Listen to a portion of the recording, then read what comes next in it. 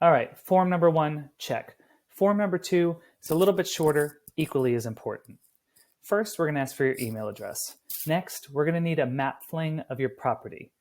To create your map fling and to learn a little bit more about what that is, click here. This will take you to our website, which will give you a step-by-step breakdown of your map fling.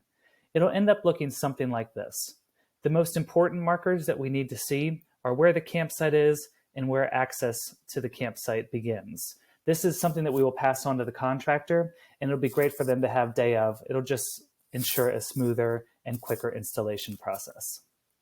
Once you've created that, we'll ask that you take some photos of your property and where the campsite will be. If you can take them about 20-25 feet away from the campsite, it would be best. And if you could put a flag or a marker, something to notate where the campsite is going to be, that would be awesome. We're going to give it to the contractor ahead of time. It just sort of gives them an idea so they know what they're getting into on the day of the installation. Try not to just take a picture of the ground. That's not really going to help anybody. But again, just as many photos as you can from the step back. And also think about what direction you want the tent to be. Think if you were sitting out on the deck on an Adirondack chair by the fire, what direction would you want to be facing?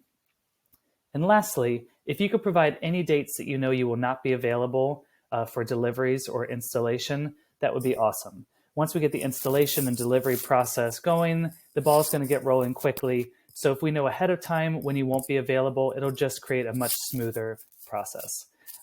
Yeah, so that's it for now, and we'll see you in the next one.